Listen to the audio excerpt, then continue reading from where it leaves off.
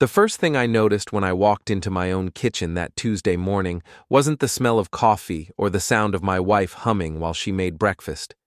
It was the silence, thick and deliberate, punctuated only by the aggressive tapping of Aria's manicured nails against her phone screen. She didn't look up when I entered, didn't acknowledge my presence at all. Just kept typing with the kind of focused intensity usually reserved for emergency room surgeons or bomb disposal experts. "Morning to you too, sunshine," I muttered, reaching for the coffee maker. The pot was empty. Of course it was. Before we dive deeper into this story, I have one small request. Please subscribe, drop a like, comment, and hit that hype button to boost this channel so more people can discover these incredible Reddit stories. Aria finally glanced up, her perfectly styled blonde hair catching the morning light streaming through our kitchen window.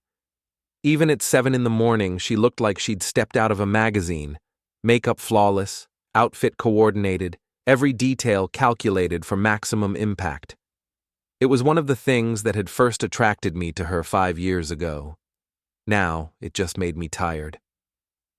"Oh, Reese, I didn't hear you come down." Her voice carried that distracted tone I'd been hearing more and more lately. "I've got an early meeting at the boutique. Can you handle breakfast yourself?"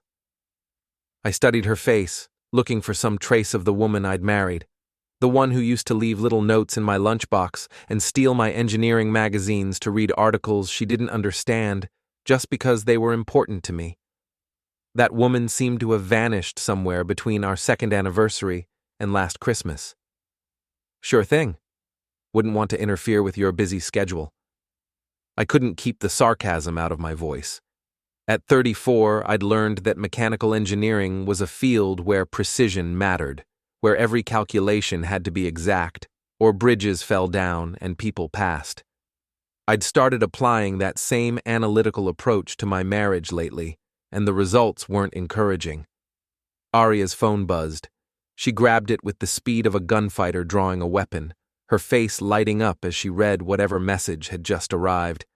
The smile that spread across her features was genuine, warm, alive.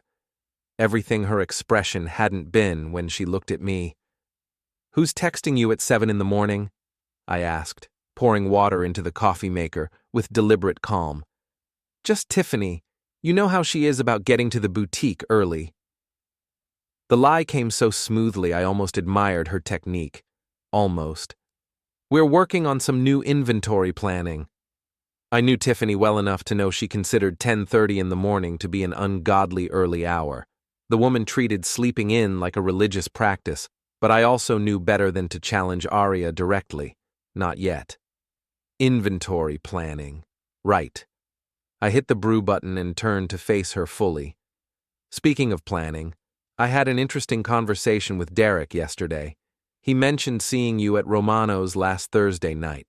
Said you were having what looked like a pretty intense business dinner." The pause was microscopic, barely a heartbeat, but I caught it. In my line of work, you learn to notice when structures start showing stress fractures. "Romano's? Oh, that."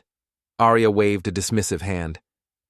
"I was meeting with a potential investor for the boutique expansion. You know I've been working on that for months." "Investor. Got it." I nodded thoughtfully. Derek said the guy looked familiar, but he couldn't place him. Tall, dark hair, expensive suit. Ring any bells? Another pause, longer this time. Aria's fingers tightened around her phone. "I don't really know what he looks like to other people, Reese." I was focused on the business discussion. Her voice had taken on that defensive edge that meant I was getting close to something she didn't want to discuss. "Why are you interrogating me about a work dinner?" "Just curious about this expansion you've been working on. You haven't mentioned much about it lately." "Because you never seem interested in the boutique." The accusation came out sharp and quick, like she'd been saving it up. "Every time I try to talk about my business, you just nod and change the subject to your engineering projects." There was enough truth in that to sting. I had been distracted lately, caught up in a complex bridge renovation project that had been consuming 60-hour weeks for the past 2 months. But I'd also tried to engage with Aria's work, asked questions about inventory and customers and profit margins, only to get vague answers and quick subject changes. "You're right," I said, deciding to try a different approach. "I should be more supportive. Tell me about this expansion. What kind of space are you looking at? What's the timeline?" For a moment, something flickered across her face, surprise, maybe, or panic. Then she glanced at her phone again and stood up abruptly. "I really need to get going. Tiffany's waiting for me, and we have that inventory thing to finish." She grabbed her purse and keys, moving toward the door with obvious urgency. "We can talk about the expansion tonight, okay? When we both have more time." She paused at the kitchen doorway, turned back with what looked like an afterthought, and gave me a quick kiss on the cheek. Her lips were cold. "Love you," she said, but she was already moving toward the garage, already mentally somewhere else. I listened to her car start and back out of the driveway, then poured myself a cup of coffee and sat down at the kitchen table. Aria's coffee cup sat abandoned beside the sink, still half full and lipstick stained. Next to it, she'd left a small stack of mail she'd obviously been sorting through before I came downstairs. Most of it was the usual stuff: utility bills, credit card offers, a catalog from some high-end furniture store. But at the bottom of the pile, I found something interesting. A thick envelope from Pinnacle Realty, addressed to both of us but already opened. Inside was a comprehensive market analysis for luxury homes in the Preston Hollow area, complete with financing options and mortgage pre-approval applications. The houses in the packet started at $800,000. Our current combined income could maybe, possibly, stretch to cover half that if we ate nothing but ramen noodles for the next 30 years and gave up luxuries like electricity and running water. I flipped through the pages, noting the careful annotations in Aria's handwriting. She'd marked several properties, circled mortgage terms, and made notes about down payment requirements. At the bottom of one page, I found a handwritten phone number with the name Kellen written beside it in her distinctive script. Kellen. Not a name I recognized, but then again, Aria had been meeting a lot of new people lately. Investors, apparently. Business contacts who texted her at 7 in the morning and took her to expensive restaurants to discuss boutique expansions that somehow required million-dollar houses. I pulled out my phone and did what any reasonable husband would do in 2024. I Googled the number. The search results were illuminating. Kellen Price, age 40, president and founder of Price Investment Properties. His LinkedIn profile showed a man with the kind of confident smile that probably worked well on investors and apparently on married women who owned boutiques. His company specialized in luxury residential development and high-end commercial real estate opportunities throughout the Dallas metropolitan area. I scrolled through his social media profiles, noting the photos of expensive cars, exotic vacations, and charity galas where he posed with his arm around various well-dressed women. In the most recent photos, his wedding ring had disappeared. My phone buzzed with a text from Derek. "Coffee later? Got some news about that bridge project?" I typed back, "Can't do coffee. Need you to help me with something else. How good are you at surveillance?"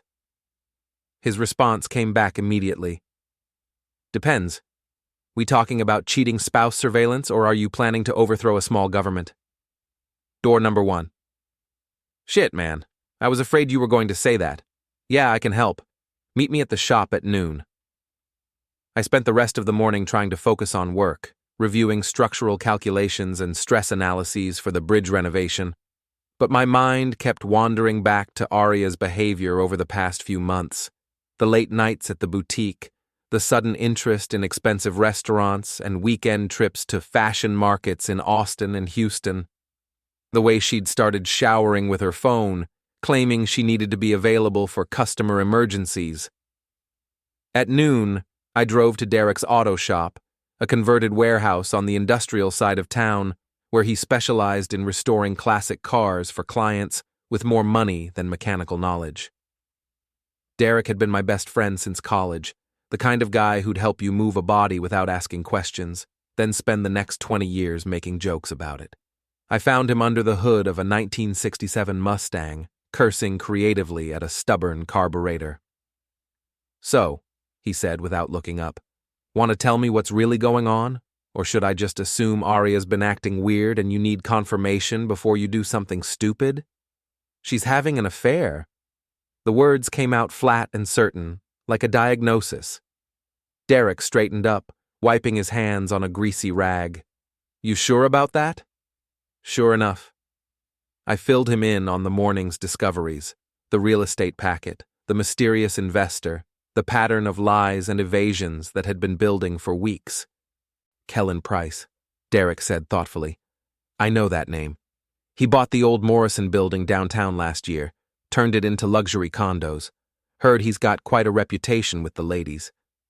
"What kind of reputation?" "The kind where he goes through divorced women like tissue paper, usually targets ones with their own businesses, promises to help them expand, then moves on when he gets bored." Derek's expression darkened. "My cousin Janet got mixed up with him about 2 years ago, cost her the flower shop and most of her savings. The pieces were starting to form a picture I didn't like. I need to know for sure before I do anything. Can you help me figure out where they're meeting?" Derek grinned, but there wasn't much humor in it. "Brother, I thought you'd never ask. Let's go catch ourselves a cheating wife." We spent the next hour planning our approach. Derek had a friend who worked security at Romano's who could check their reservation records. I had access to our shared cell phone account, which would show location data if Aria had her GPS enabled. Between the two of us, we could probably track her movements without doing anything illegal or crazy. "Just promise me," Derek said as we worked out the details, "that when we confirm what we both already know, you're not going to do anything that ends up with you in jail or her in the hospital." "I'm not a violent man, Derek. You know that." "I know you're not, but I also know you're smart enough to be dangerous when you're angry. And brother, you've got every right to be furious about this." He was right about that. As the afternoon wore on and our investigation plan took shape, I could feel something cold and calculating settling into my chest. It wasn't rage exactly. It was more like the feeling I got when I was working on a particularly complex engineering problem. A sense of focused determination, a need to understand all the variables before I started making changes to the structure. Because that's what this was, really. My marriage was a structure, and it was showing serious stress fractures. Before it collapsed entirely, I needed to understand exactly what was causing the failure, and then I needed to decide whether it was worth trying to repair or if it would be better to just tear the whole thing down and start over. That evening, Aria came home at 8:30 with takeout from an expensive Thai place and an elaborate story about how busy the boutique had been. She'd changed clothes since morning. Gone was the business casual outfit, replaced by a dress I'd never seen before and shoes that probably cost more than my monthly car payment. "You look nice," I said, accepting the container of pad thai she handed me. "New dress? This old thing? I've had it forever." Another smooth lie. The dress still had creases from being folded, and I could smell the faint chemical scent of new fabric. Tiffany convinced me to actually wear some of the inventory instead of just selling it. We ate dinner while she chattered about customers and suppliers and the challenges of running a small business. She seemed almost manic in her cheerfulness, like she was overcompensating for something. I made appropriate noises and asked follow-up questions, playing the part of the interested husband while I studied her face for tells. "So, about that expansion we were going to discuss," I said when she paused to take a breath. The fork stopped halfway to her mouth. "Right, the expansion. I'm curious about the financing. I saw some real estate information on the counter this morning. Pretty expensive neighborhoods you're looking at." "Oh, that." She waved dismissively. "Just exploring options. You know how it is. You have to think big if you want to grow." $800,000 is definitely thinking big. That's a pretty substantial jump from our current situation. Aria's smile flickered. "It's not just about what we can afford now, Reese. It's about potential, investment, building something that will pay off long term." "Investment. Right. I kept my voice neutral. And this investor you met with at Romano's, he's helping with the financing? The fork clattered against her plate. How did you… yes. He's been very helpful with understanding the market. What's his name again? The pause stretched long enough to become uncomfortable. Kellen Price. He specializes in commercial real estate. Sounds like a smart guy. Maybe I should meet him, get his perspective on the investment potential. Oh, I don't think that's necessary. The words came out too fast, too sharp. He's very busy and you probably wouldn't be interested in the details. It's mostly boring financial stuff. I nodded thoughtfully. You're probably right. I'm sure you can handle it on your own. Relief washed over her face. Exactly. I've got everything under control. After dinner, Aria disappeared into the bathroom for what she called a relaxing bath, but which involved enough beauty products to stock a small pharmacy. I used the time to do some more research on Kellen Price, digging deeper into his business practices and personal life. What I found wasn't encouraging. 3 failed businesses in the past decade, each one leaving investors holding worthless paper, while Kellen moved on to the next opportunity. A divorce 2 years ago where his ex-wife accused him of hiding assets and conducting multiple affairs. Several civil suits from former business partners alleging fraud and breach of contract. The man was a predator, and my wife was apparently his latest target. My phone buzzed with a text from Derek. Confirmed. They had a standing reservation at Romano's every Thursday for the past 6 weeks, always requested the corner booth in the back section. 6 weeks. This had been going on for 6 weeks, and I'd been completely oblivious. I thought about all the Thursday nights Aria had claimed to be working late, all the times she'd come home smelling like expensive wine and making excuses about client dinners and networking events. I texted back, "What's the plan for tomorrow?" "Meet me at the shop at 5. We're going to follow her." The next day crawled by with agonizing slowness. I went through the motions at work, attending meetings and reviewing blueprints, but my mind was elsewhere. Every time my phone buzzed, I expected it to be Aria with some new lie or excuse. Instead, I got the usual stream of work emails and spam messages. At 4:30, I told my supervisor I was feeling sick and needed to leave early. It wasn't entirely untrue. The combination of anger and dread churning in my stomach was making me genuinely nauseous. Derek was waiting for me at the shop with his pickup truck and a thermos of coffee that was probably 50% bourbon. "You sure you want to do this?" he asked as we climbed into the cab. "Once you see it with your own eyes, there's no going back." "I'm already past the point of no return," I said. "I need to know exactly what I'm dealing with before I decide what to do about it." We drove to the parking lot across from Aria's boutique and settled in to wait. At 5:15, Aria emerged from the store, locked up, and walked to her car. She'd changed clothes again. Gone was the casual outfit she'd worn to work, replaced by a black dress that hugged her figure and heels that added 3 inches to her height. "Definitely not dressed for inventory management," Derek observed. We followed her through downtown traffic, staying back far enough to avoid detection, but close enough to keep her silver BMW in sight. She drove with purpose, taking a route that led away from our neighborhood and toward the expensive high-rise district where Dallas kept its most exclusive restaurants and hotels. She pulled into the valet parking area of the Adolphus Hotel, one of the city's most expensive establishments. Derek parked across the street where we could watch the entrance. "Classy choice," he muttered. "Guy's got expensive taste." We didn't have to wait long. At exactly 6 o'clock, a black Mercedes pulled up to the valet stand. The man who got out was tall, well-dressed, and carried himself with the kind of confidence that came from never having to check his bank balance before making a purchase. Even from across the street, I could see why women found him attractive. He had the kind of polished good looks that suggested personal trainers and expensive grooming products. Kellen Price, the investor, my wife's business partner. He walked into the hotel like he owned it, and 5 minutes later, he and Aria emerged together. She was laughing at something he'd said, her hand resting on his arm in a gesture that was definitely not professional. They walked to his car, where he held the passenger door open for her with old-fashioned gallantry. "You want to follow them?" Derek asked. I shook my head. I've seen enough. But I hadn't, really. As they drove away, I caught a glimpse of Aria's face through the Mercedes passenger window. She looked happy.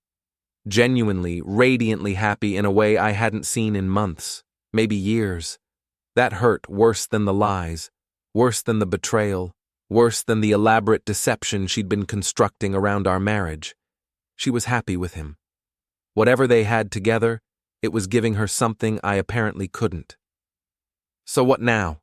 Derek asked as we drove back toward his shop.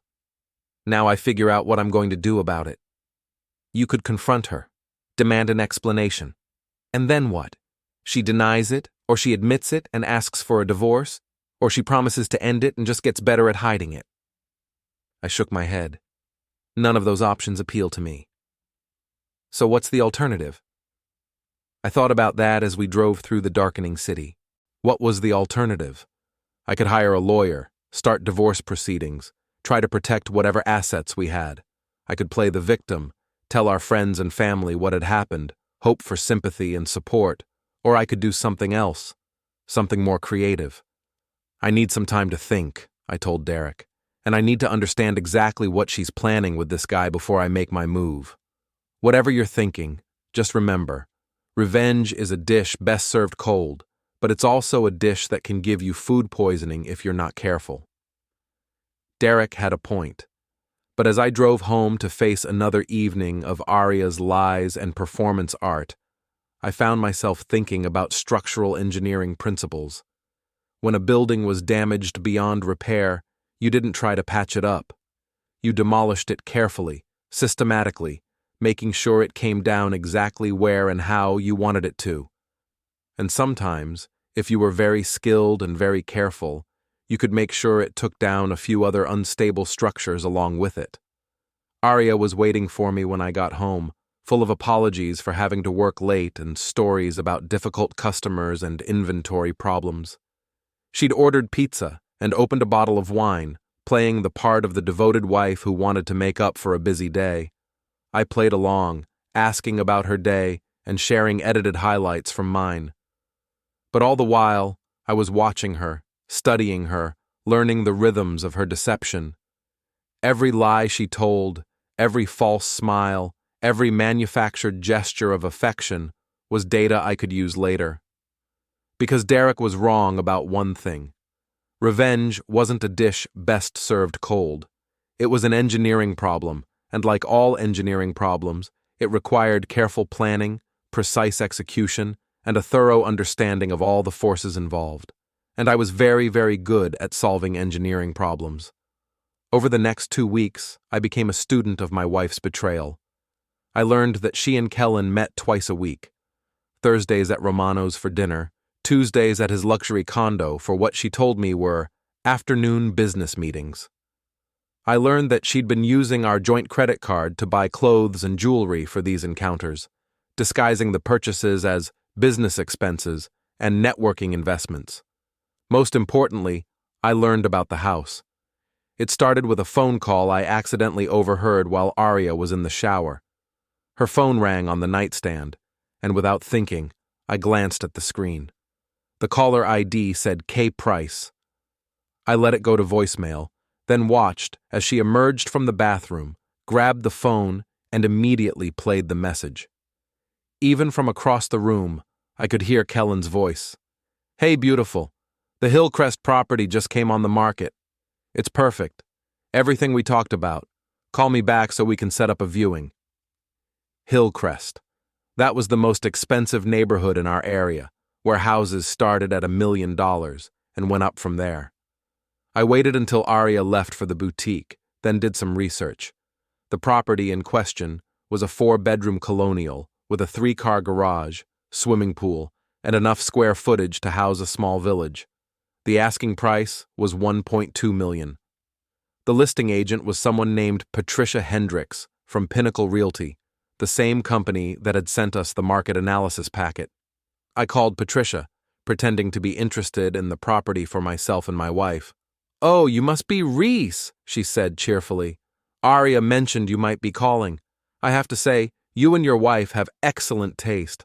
The Hillcrest property is absolutely stunning." Aria mentioned me? Of course. She and Kellen were just here yesterday for the second showing. They're so excited about making an offer. The words hit me like a physical blow. Second showing? Yes, they came by last week for the initial walkthrough, then yesterday for measurements and to discuss financing options. Kellen mentioned that you've been working with a private lender to arrange the mortgage. I managed to make appropriate noises and end the call without revealing my complete ignorance of these arrangements. Then I sat in my office, staring at the wall, trying to process what I'd just learned. Aria and Kellen weren't just having an affair. They were planning a life together. They were buying a house together, arranging financing together, making decisions about their future together. And somehow, they were using my name and credit to do it. That evening, I waited until Aria was settled in front of the television with a glass of wine, then casually mentioned that I'd been thinking about our housing situation. Really? She tried to sound disinterested, but I caught the sharp look she gave me. Yeah, I was wondering if we should start looking at bigger places. Maybe something in a nicer neighborhood. That's actually not a bad idea. She was trying to play it cool, but I could see the excitement building behind her eyes. I mean, we have been here for 3 years. Maybe it's time to think about upgrading. Any particular areas you've been considering? Well, Hillcrest is supposed to be really nice. Good investment potential. Hillcrest, huh? That's pretty expensive. Not if you think of it as an investment. Property values there have been going up steadily. She was warming to the subject now, probably relieved to finally be able to discuss her secret plans. I actually heard about a property that just came on the market.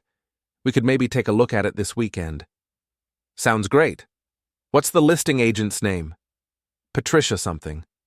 I can get you her number. I nodded thoughtfully. And you think we can afford something in that price range? For the first time, Aria looked uncomfortable. Well, we might need to be creative with the financing. Maybe get a co-signer or find an investor willing to help with the down payment. An investor, like Kellen Price, perhaps. That's a great idea, I said. Do you know anyone who might be interested in that kind of arrangement? I might have some contacts through the boutique. Let me make some calls. That night, after Aria fell asleep, I went through her laptop. She'd left it open on the kitchen counter, and her email was still logged in. It didn't take long to find what I was looking for. The email thread between Aria and Kellen went back almost 3 months. The early messages were professionally flirtatious, discussions about investment opportunities and mutually beneficial arrangements. But as the weeks progressed, the tone became more intimate, more explicit. The recent messages were planning sessions for their new life together. Kellen had apparently convinced Aria that he could arrange financing for the Hillcrest house using a combination of his investment company's credit and our joint assets as collateral. The plan was to put the house in both their names, with me listed as a co-signer but not an owner.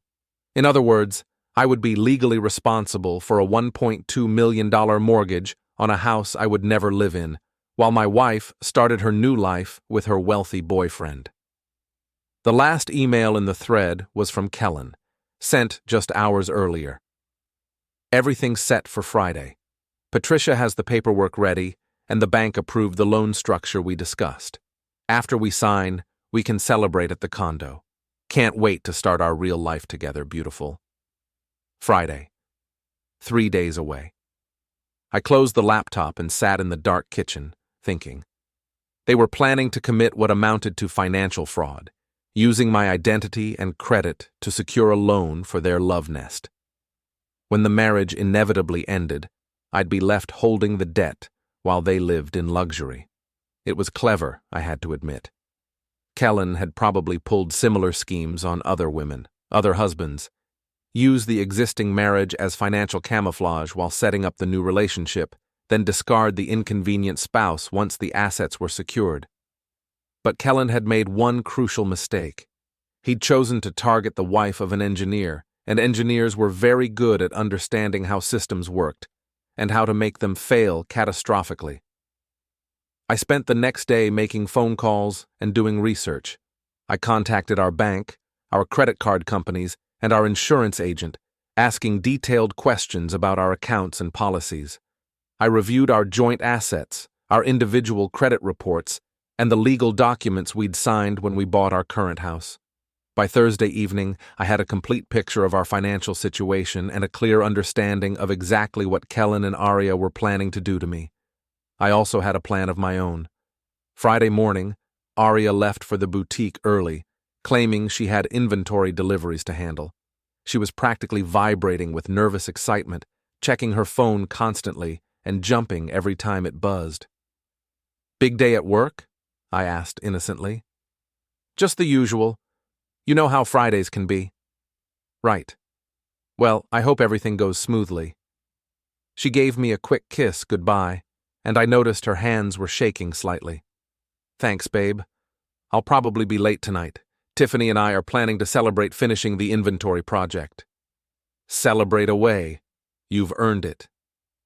After she left, I made my own preparations. I called in sick to work, then drove to our bank's main branch downtown.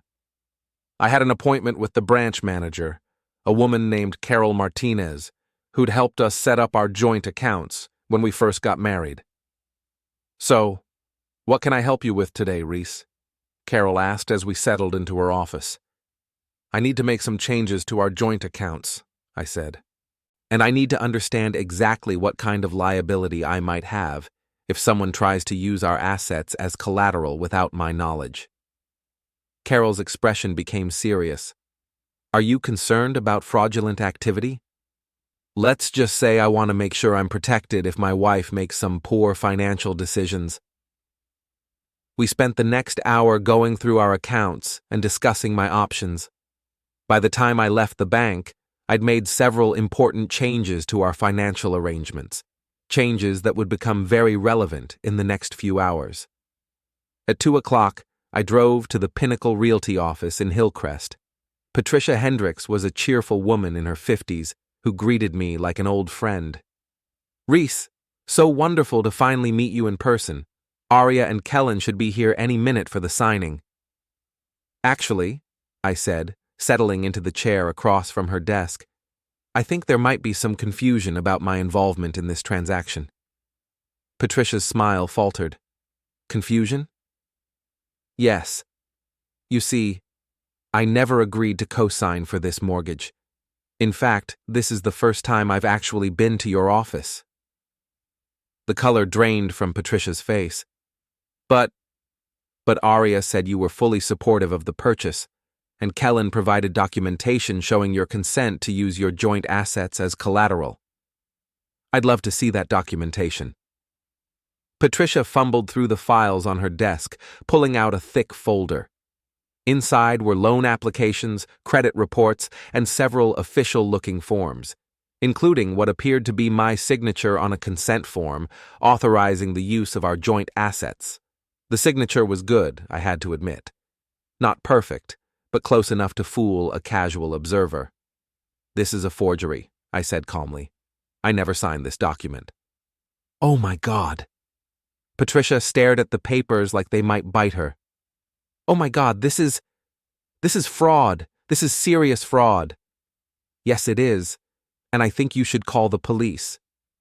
Just then, the office door opened, and Aria walked in with Kellen Price.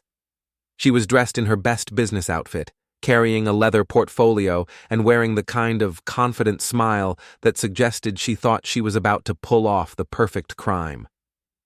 The smile faded when she saw me sitting at Patricia's desk. "Reese, what are you doing here?" "Stopping you from committing felony fraud," I said pleasantly. "Hello, Kellen. Nice to finally meet you in person." Kellen had the kind of tan that came from expensive vacations and the kind of confidence that came from never having been seriously challenged. He recovered quickly from the surprise of seeing me, extending his hand with a politician's smile. "Reese, great to meet you, man. Aria's told me so much about you. I ignored the offered handshake. I'm sure she has. Did she tell you that she forged my signature on these loan documents? The silence that followed was deafening. Aria's face went white, then red, then white again. Kellen's confident smile flickered and faded. I think there's been some misunderstanding, Kellen said carefully. No misunderstanding. You and my wife have been planning to defraud me out of $1.2 million. The only question now is whether you're going to jail for it. Patricia cleared her throat nervously. I've already called the police. They should be here shortly. That's when Aria finally found her voice. Reese, please let me explain. It's not what it looks like. Really? Because it looks like you've been having an affair with this man for 3 months while planning to steal my identity and credit to buy a house you were going to live in together. Am I missing something? Tears started flowing down her cheeks, whether from guilt, fear, or anger, I couldn't tell. I was going to tell you. After everything was settled, I was going to explain everything. Explain what? That you were leaving me? That you'd found someone better? That you needed to commit fraud to afford your new lifestyle? Kellen stepped forward, and for a moment I thought he might try to intimidate me physically. He was bigger than me, probably stronger, and used to getting his way through force of personality. Look, friend, he said, his voice taking on a harder edge. Maybe we can work something out here. No need to get the authorities involved. I'm not your friend, I said calmly, and the authorities are already involved.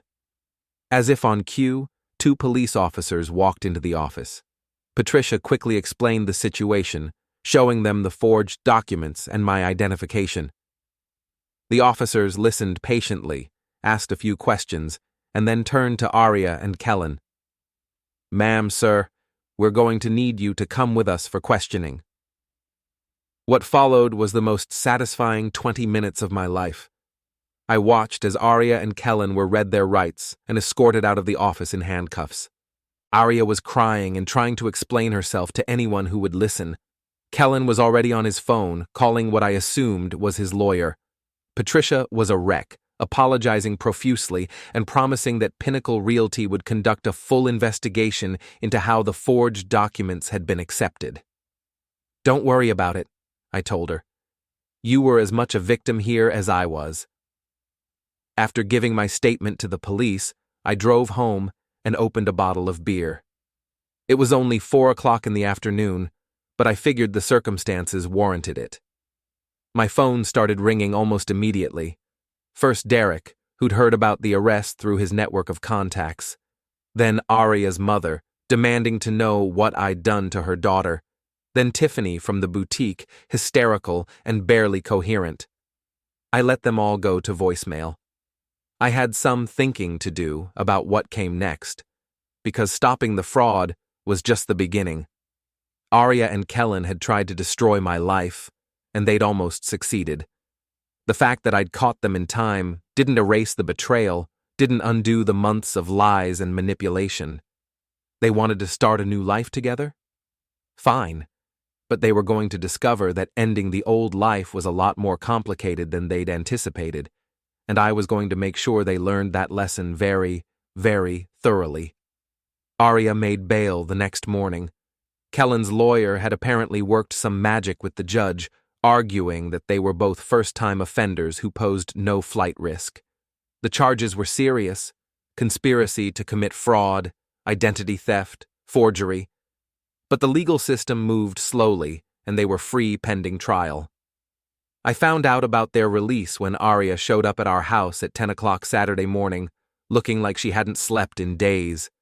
She'd lost the polished perfection that usually defined her appearance.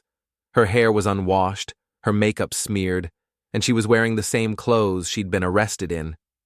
"We need to talk," she said when I opened the door. "I think you said everything you needed to say yesterday." "Please, Reese, just give me 5 minutes to explain." Against my better judgment, I let her in. She sat on the edge of our couch like she was afraid it might collapse under her weight, clutching a tissue and staring at her hands. "I never meant for it to go this far," she began. "Which part? The affair? The fraud? Or the part where you tried to steal my financial future? She flinched.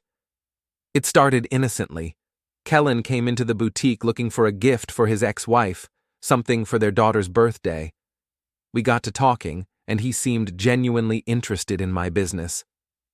I'm sure he was very interested. He offered to help me expand, said he knew investors who were looking for opportunities in retail. It felt like a dream come true, someone who actually understood my ambitions, who wanted to help me succeed. And somewhere between business discussions and mortgage fraud, you fell into his bed. Her face crumpled. It wasn't like that. He made me feel important, like I was worth investing in, worth building something with.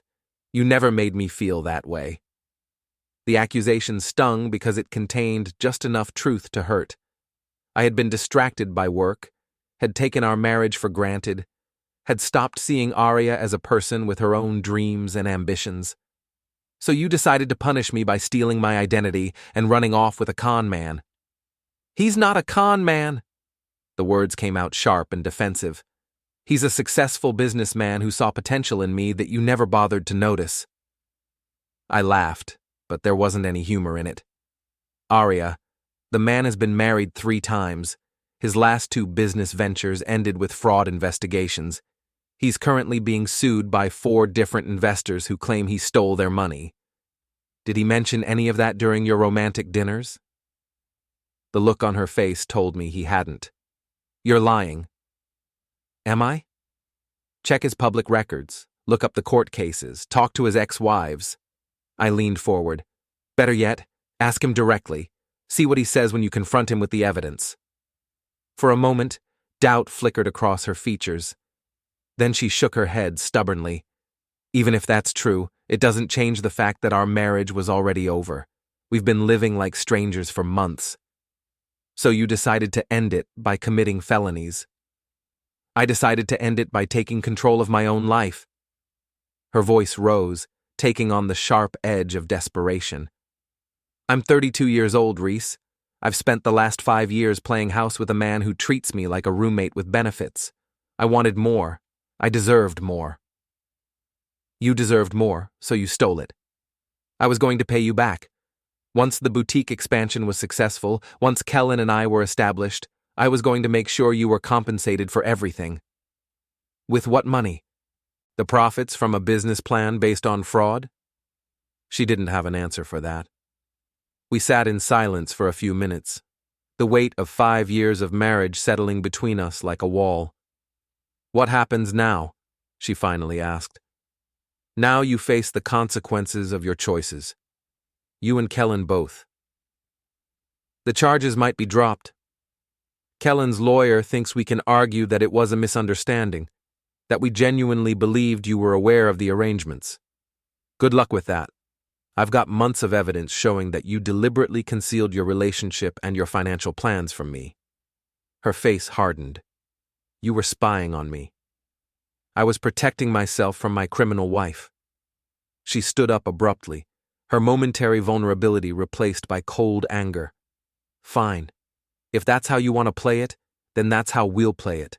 But don't expect this to be easy for you either. I know things about you, about your business, about your precious engineering projects. I can make your life very difficult if I want to. Is that a threat? It's a promise. You want to destroy my life? I'll return the favor. After she left, I sat in the living room thinking about her parting words.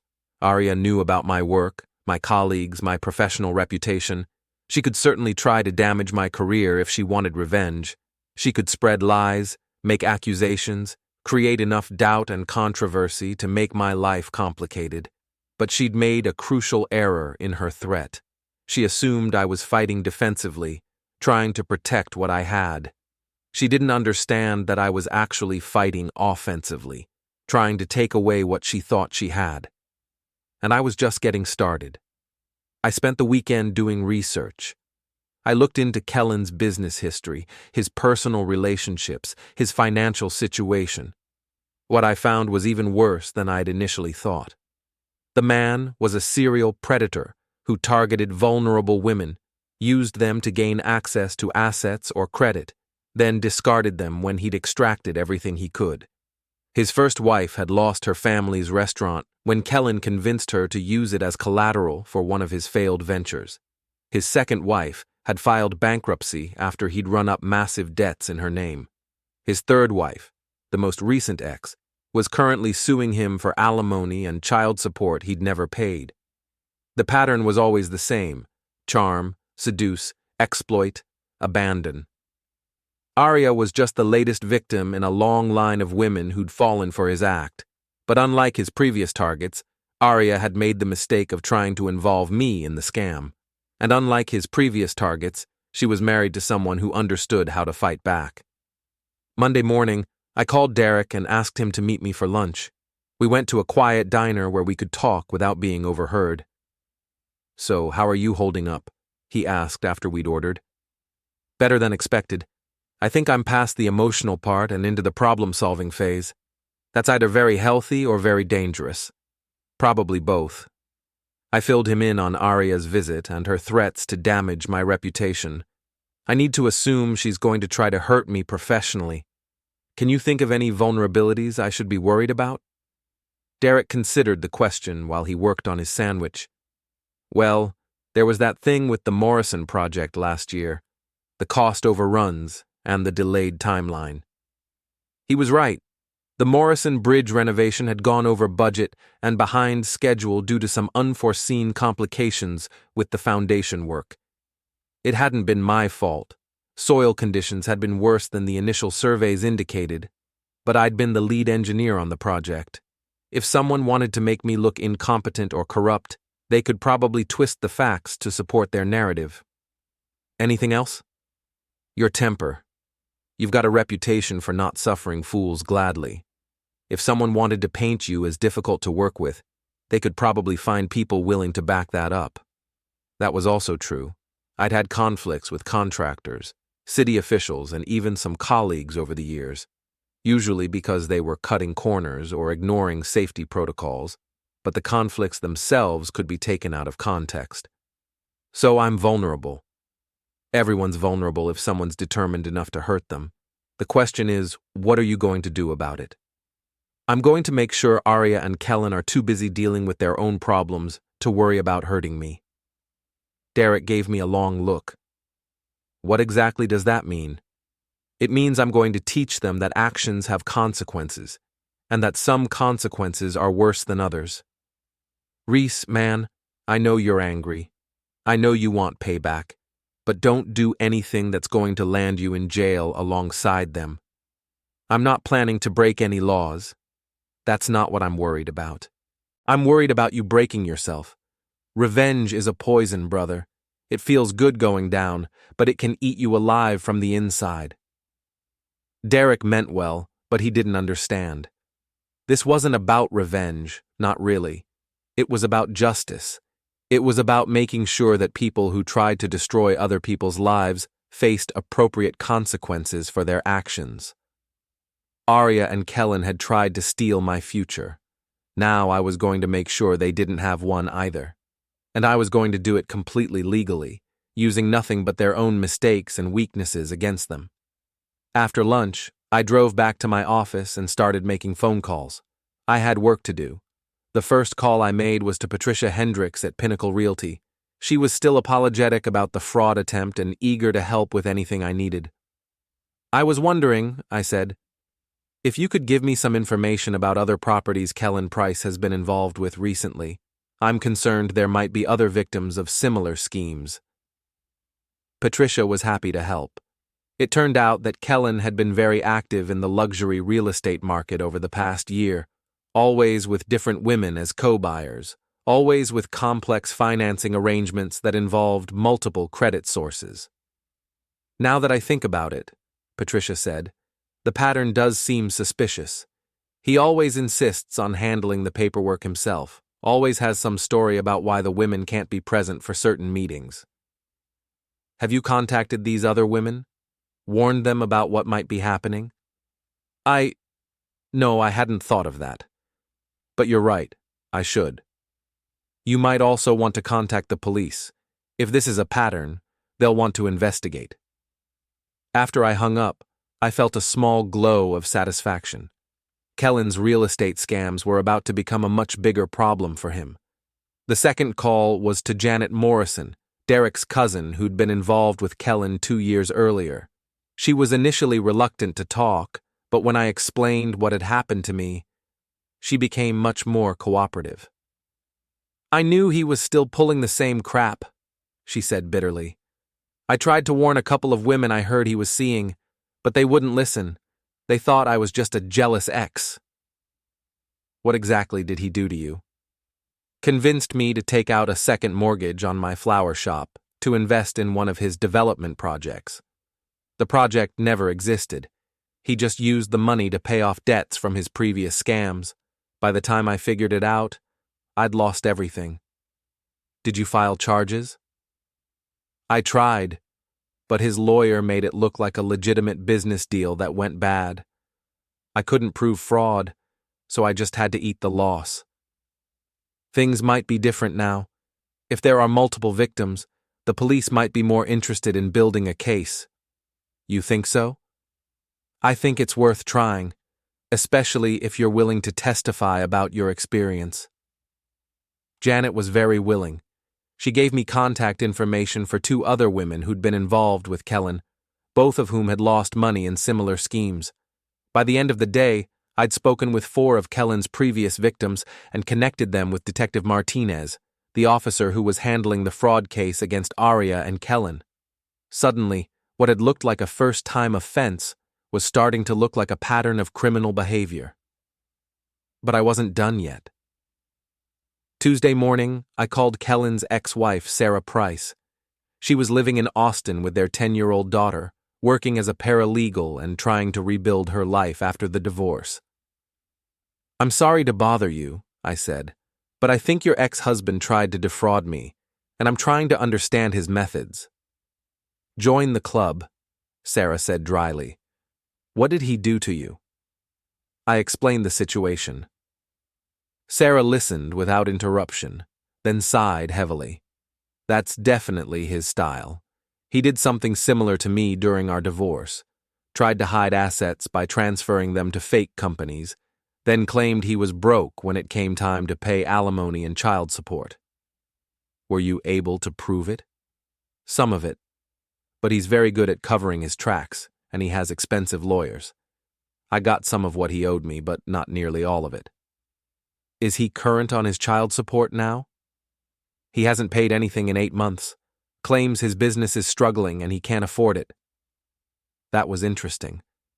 If Kellen was behind on child support, there might be legal remedies available that could complicate his life significantly. "Have you considered having his assets seized?" "With what assets?" "He's very good at making his money disappear when it's convenient."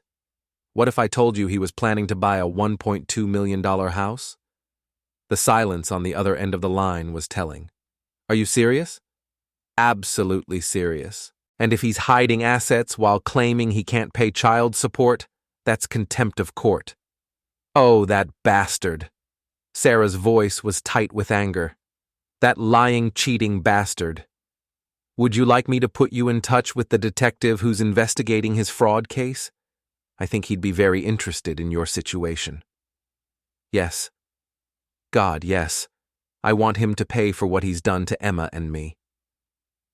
After I hung up, I sat back in my chair, feeling satisfied.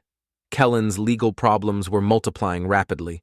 Fraud charges, multiple victims coming forward, contempt of court for hiding assets. His life was about to become very complicated, but I still wasn't done. That afternoon, I drove to Aria's boutique. I wanted to see how she was handling the stress of her legal situation, and I was curious about how her business was really doing. What I found was illuminating. The boutique was nearly empty, just Tiffany behind the counter, looking bored and scrolling through her phone. The inventory looked sparse and several of the displays were half empty. "Hi, Tiffany," I said, walking up to the counter. "Is Aria around?" Tiffany looked up with obvious discomfort. "Oh, hi, Reese. She had to run some errands. She'll be back later." "How's business been lately?" Fine. Good. You know, the usual. But her body language suggested otherwise. She was nervous, fidgety, avoiding eye contact. The store seems a little empty today. It's Tuesday afternoon. Always slow on Tuesday afternoons. I nodded and walked around the store, pretending to browse while I observed the operation. What I saw confirmed my suspicions. The boutique was struggling. The inventory was limited and poorly organized. The few customers who came in while I was there left without buying anything. "Tiffany," I said, walking back to the counter, "can I ask you something?" "I guess." "How long has the boutique been losing money?" Her face went pale. "I don't know what you mean." "Come on, I'm not stupid, and neither are you. The inventory, the lack of customers, the fact that Aria was desperate enough to commit fraud to get expansion capital. This place is failing, isn't it?"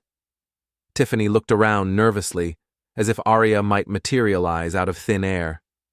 "She'll eliminate me if I tell you anything. She's got bigger problems than you right now, and if this business goes under, you'll be out of a job anyway." That seemed to decide her. It's been bad for about 6 months. Online competition, rent increases, customers going to the mall instead of shopping here. Aria's been using credit cards to buy inventory, hoping things would turn around. How much debt? I don't know exactly. But she's been really stressed about money lately. That's why she was so excited about Kellen. She thought he was going to save the business. Instead, he was just using her to commit fraud. Tiffany nodded miserably. I tried to warn her that something seemed off about him, but she wouldn't listen. She was so sure he was her knight in shining armor. I left the boutique with a much clearer picture of Aria's situation. She wasn't just facing criminal charges, she was also facing financial ruin. The boutique was failing, she had significant debt, and her plan to escape through fraud had collapsed. But I still had one more move to make. That evening, I called my lawyer, a sharp woman named Rebecca Chen, who specialized in family law and financial crimes. "I need to file for divorce," I told her, "and I need to make sure I'm protected from any financial liability related to my wife's criminal activities." "Smart move," Rebecca said. "Given the fraud charges, you'll want to establish a clear separation of assets as quickly as possible. Are you looking for a contested or uncontested divorce?" "I suspect it's going to be contested. My wife made some threats about trying to damage my reputation." "Then we'll need to be aggressive about protecting your interests. I'll file the papers tomorrow and request an emergency hearing to freeze joint assets and establish temporary support arrangements." "There's something else. I want to make sure that when this is over, my wife and her boyfriend understand that there are consequences for trying to destroy people's lives." Rebecca was quiet for a moment. "What exactly are you asking me to do?" "Nothing illegal, nothing unethical. I just want to make sure they face the full legal consequences of their actions and that they don't have the resources to hurt anyone else the way they tried to hurt me." "I can work with that, but Reese, be careful. Divorce proceedings can get ugly fast, especially when criminal charges are involved. Don't do anything that could be used against you later." "Don't worry, I'm not planning to do anything that could be used against me. Because everything I was planning to do was going to be used against them." After I hung up with Rebecca, I opened a bottle of beer and sat on my back porch, looking out at the yard Aria and I had planted together 3 years ago. The roses she'd insisted on were blooming, filling the evening air with their sweet scent. It was funny how quickly a life could change. A week ago, I'd been a married man with a stable career and a comfortable routine. Tonight, I was planning a divorce and watching my wife's life fall apart in real time. I should have felt guilty about that, should have felt some regret about the role I was playing in her downfall. But I didn't. Because Aria and Kellen had made their choices, and now they were going to live with the consequences. They'd tried to steal my future, and now they were going to discover that the future they'd planned for themselves was just as much of an illusion as the marriage they'd tried to destroy. Tomorrow, the real battle would begin, and I intended to win. Rebecca worked fast. By Thursday morning, Aria had been served with divorce papers and a motion to freeze our joint assets pending resolution of the criminal charges against her. She called me at work, screaming so loudly that my colleagues could hear her through the phone. "You bastard! You vindictive, petty bastard!" "Hello, Aria. I take it you received the paperwork. You're trying to leave me with nothing. No money, no assets, no way to pay for a lawyer. I'm trying to protect myself from further financial fraud. There's a difference. This is revenge, pure and simple. You want to punish me for being honest about what I needed from our marriage." I almost laughed at that. "Honest? You committed identity theft and tried to steal over $1 million from me. That's your definition of honesty? I was trying to build a future, something better than the life we had together, by destroying my life in the process. Your life was already destroyed. You just didn't have the courage to admit it."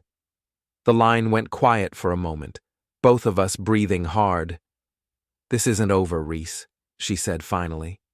"You think you're so smart, so superior, but I know things about you. I know about the Morrison project, about the corners you cut, about the bribes you took to keep the city inspectors happy." My blood went cold.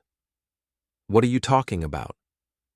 "I'm talking about the cash payments you received from Morrison Construction, the ones you thought I didn't know about."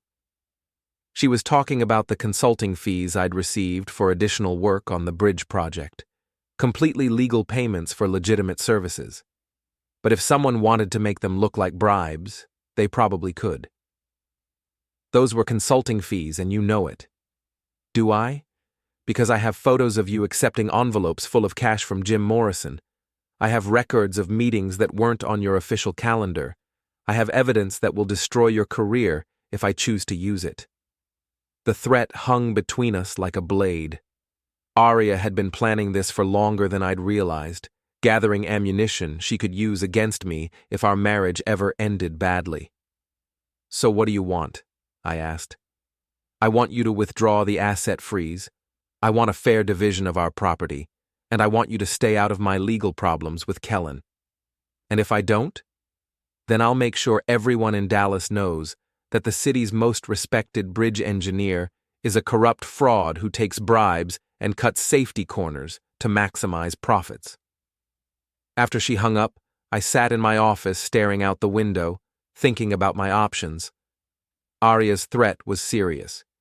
Even if I could eventually prove my innocence, the accusation alone would be enough to destroy my reputation and end my career. But I'd been planning for this possibility.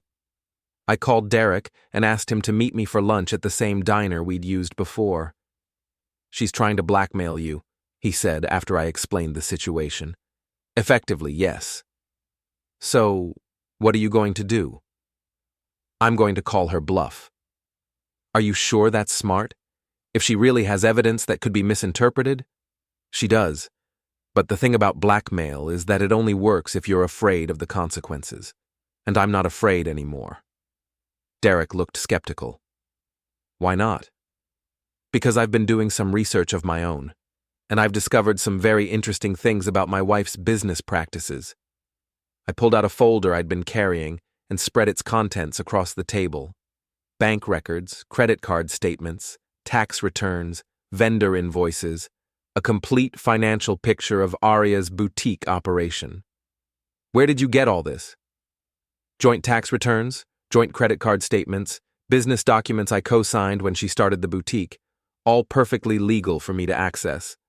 Derek studied the papers. "What am I looking at?" "Evidence that Aria's been committing tax fraud for the past 2 years. Look at these vendor invoices. She's been claiming personal purchases as business expenses. Look at the cash deposits. She's been skimming money from the register and not reporting it as income. Look at the employee records. She's been paying Tiffany under the table to avoid payroll taxes. Jesus. It gets better. Remember how she claimed the boutique was doing well enough to justify expanding? Look at these profit and loss statements she filed with the bank when she applied for her business credit line. Then look at the tax returns she filed with the IRS for the same periods." Derek whistled low. The numbers don't match. Not even close. She's been lying to the bank about her profits to get credit, and lying to the IRS about her income to avoid taxes. That's fraud on 2 different levels. So if she tries to destroy your reputation, I'll destroy hers right back. And unlike her accusations against me, mine are backed up by solid documentary evidence. Derek leaned back in his chair. Mutually assured destruction. Exactly. She can't hurt me without exposing herself to much worse consequences. But even as I said it, I knew the situation was more complicated than that. Aria was desperate, facing criminal charges and financial ruin. Desperate people didn't always make rational decisions. That afternoon, I got a call from Detective Martinez. "Mr. Dalton, I wanted to update you on the fraud case. We've been in contact with several other women who were involved with Mr. Price, and the pattern of criminal behavior is becoming clear. The district attorney is planning to file additional charges." "What kind of additional charges?" "Racketeering, money laundering, conspiracy to commit fraud across multiple jurisdictions. We're looking at a potential federal case now." That was better than I'd hoped. Federal charges meant federal prosecutors, federal resources, and federal penalties. Kellen's legal problems were about to become much more serious. "What about my wife?" "That's more complicated. Her lawyer is arguing that she was a victim of Mr. Price's manipulation, that she didn't understand the illegal nature of what they were planning." "Do you believe that?" "Honestly, I think she knew exactly what she was doing. But proving criminal intent is always challenging, especially when the defendant is an attractive woman with no prior record who can play the victim convincingly. So she might get off with a slap on the wrist. It's possible, unless we can find evidence that she was an active participant in planning the fraud rather than just a passive accomplice. After I hung up, I thought about Detective Martinez's words. Evidence that Aria was an active participant in planning the fraud.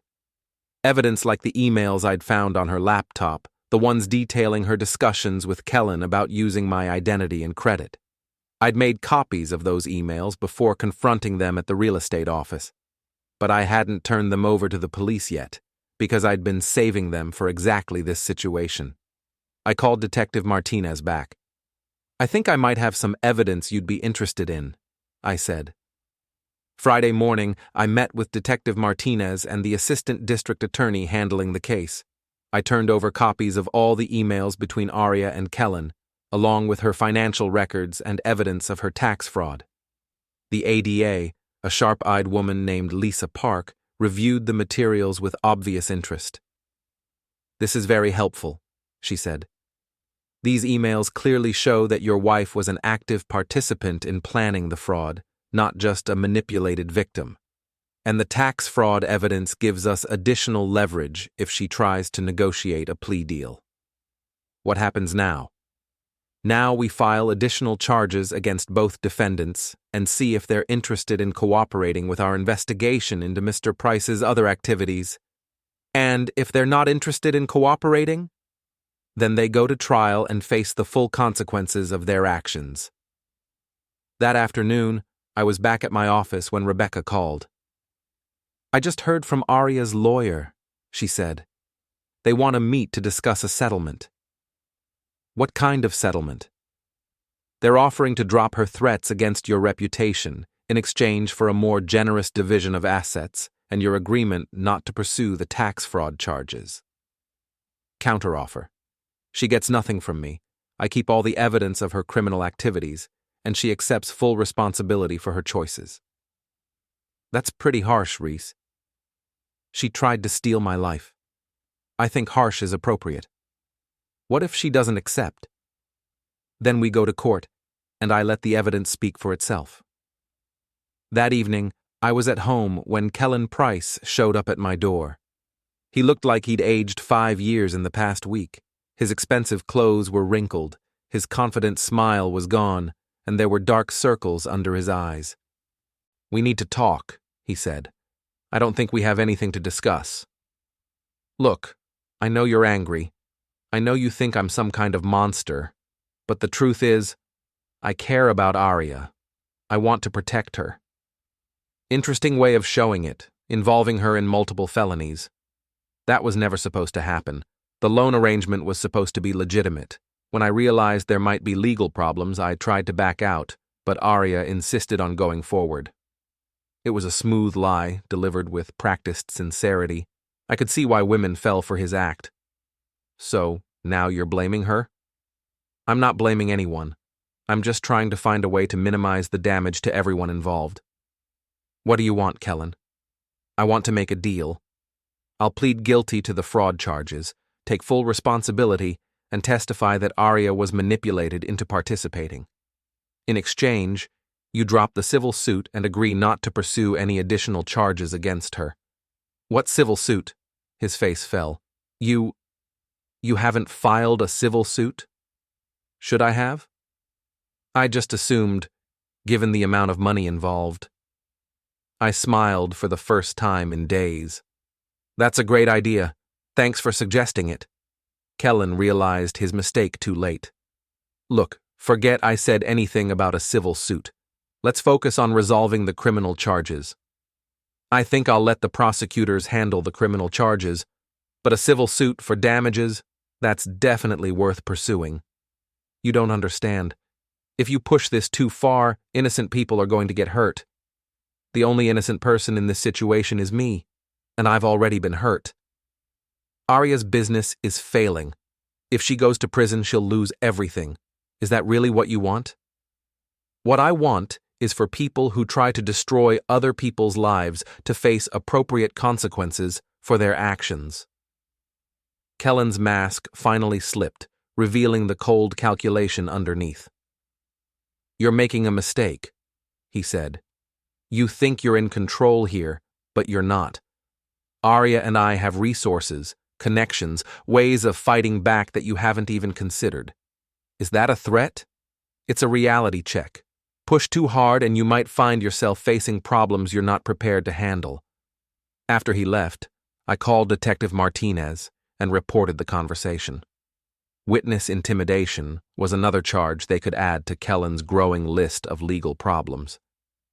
Then I called Rebecca and asked her to file a civil suit against both Aria and Kellen for damages related to their fraud attempt. How much are we talking about? She asked. Start with the full amount they tried to steal, $1.2 million. Add punitive damages for emotional distress, damage to reputation, and legal fees. Let's see how they like fighting a war on multiple fronts. Saturday morning, I woke up feeling better than I had in weeks. Aria and Kellen were facing criminal charges, federal investigation, civil lawsuits, and mounting legal fees. Their plan to steal my future had collapsed, and now they were discovering that their own future was much more uncertain than they'd anticipated. But I wasn't done yet, because there was one more lesson I wanted to teach them about the consequences of their actions, and this one was going to be very public.